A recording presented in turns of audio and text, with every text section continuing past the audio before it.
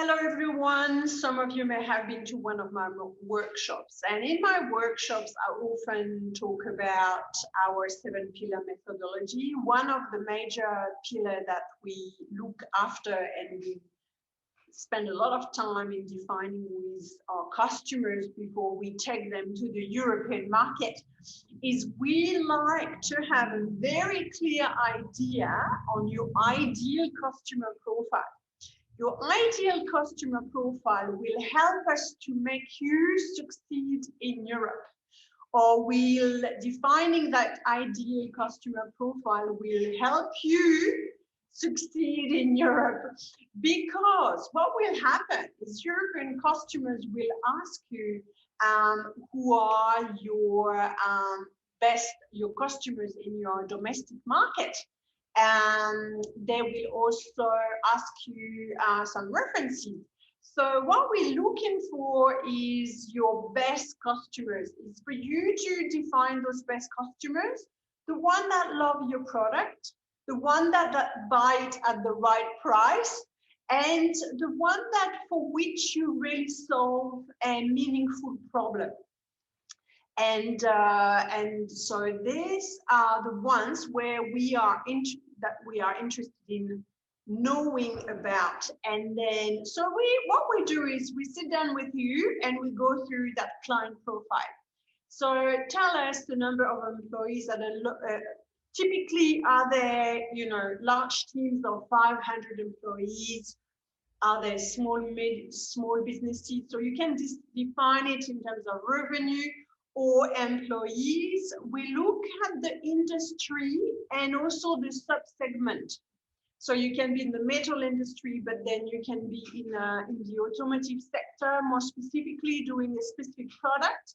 We also like to know specifically what activity, what do they produce, what do they actually do, is very interesting.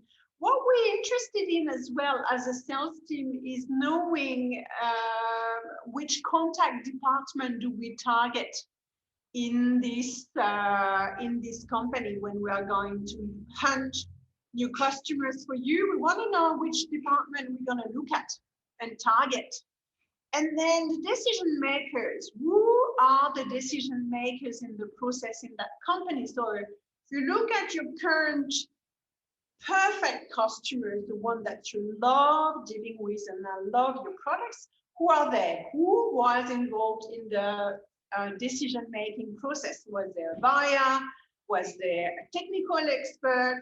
Was there a marketing, a product manager?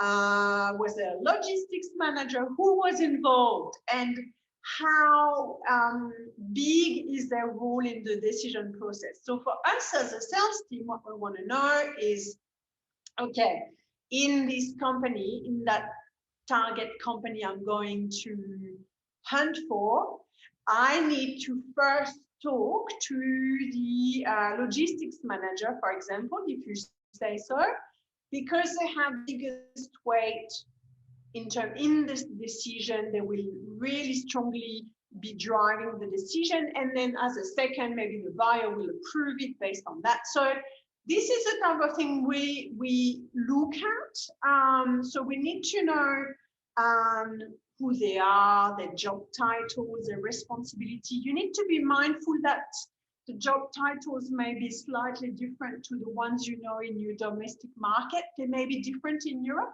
So give us a few job titles. A workshop manager, a production manager, a plant manager can be quite different. We like to know if you typically deal with the regional business, well-established, very, very localized company, or a national business ideally, or a multinational. Are you looking at European companies, global companies? Then we ask you typically what are the examples of the companies you deal with currently, and that helps us to chase and to look equivalent companies with that profile. And also what we like to understand is the products that you sell to them. I skipped something, the value proposition. The value proposition is actually a very important one. We like to understand what problem you solve for this customer and how you solve it. And it's so important because, and once we have that, we are in a better position to take this profile of your ideal customer profile and look for it in Europe. So that's the tip of the day.